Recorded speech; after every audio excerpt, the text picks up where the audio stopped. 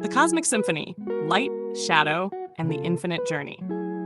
Let's begin with a simple question. Have you ever wondered why we're here? Not just you and me, but all of us. Humanity, the animals, the stars themselves. Why does anything exist at all? And if it does, what's its purpose? There's a thread running through every culture, every tradition, every story we've ever told ourselves. The idea that existence isn't random. That beneath the chaos, there's a hidden order. Whether you call it God, the universe, the Tao, or the Great Spirit, there's a sense that all of this, life, death, joy, sorrow, is part of something much larger, something sacred. Pantheism captures this sense of mystery. It doesn't separate the divine from the world, but weaves them together. In pantheism, God isn't an external being sitting on a throne, passing judgment. God is the throne, the air you breathe, the thoughts in your head. Every tree, every galaxy, every fleeting moment is a fragment of the divine whole. You're not just part of the universe. You are the universe, experiencing itself in this unique fleeting form. The sacred simulation. But here's where it gets even more fascinating.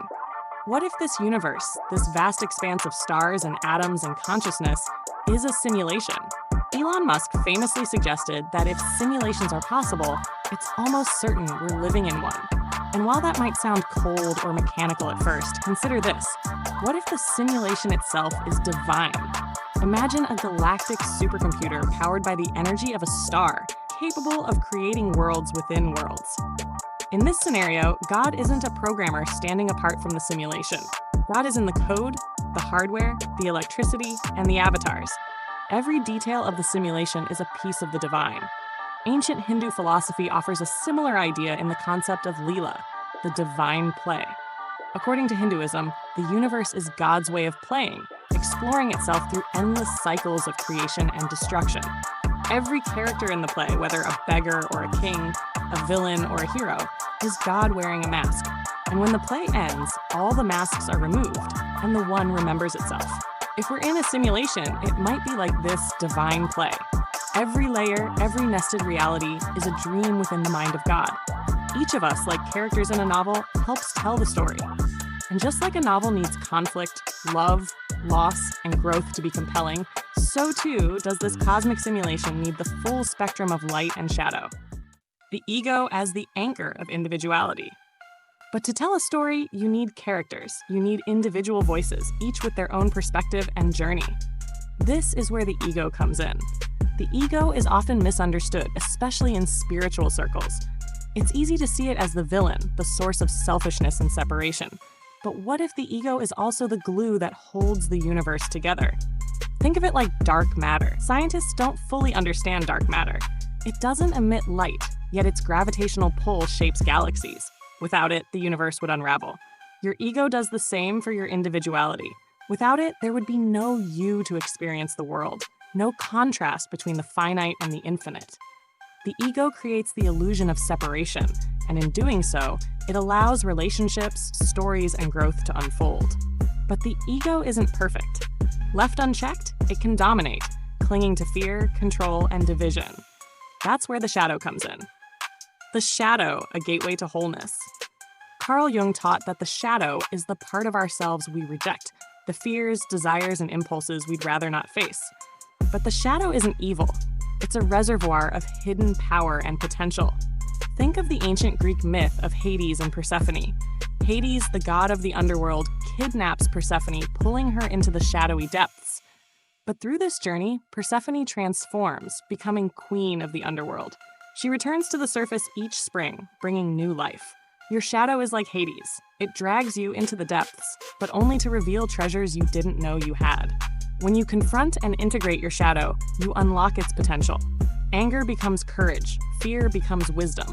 Even selfishness, when balanced, becomes self-care. The same process plays out on a collective scale. The collective shadow, civilizations struggle. Civilizations, like individuals, have egos and shadows. When humanity builds systems, governments, economies, religions, it inevitably suppresses parts of itself. These repressed aspects form the collective shadow, manifesting as oppression, war, and exploitation. Consider the egregores of history, thought forms born from collective energy. The Roman Empire had an egregore of conquest, driving it to expand at all costs. In modern times, consumerism has become an egregore, feeding on humanity's fear of lack and perpetuating environmental destruction. But civilizations also embody archetypes.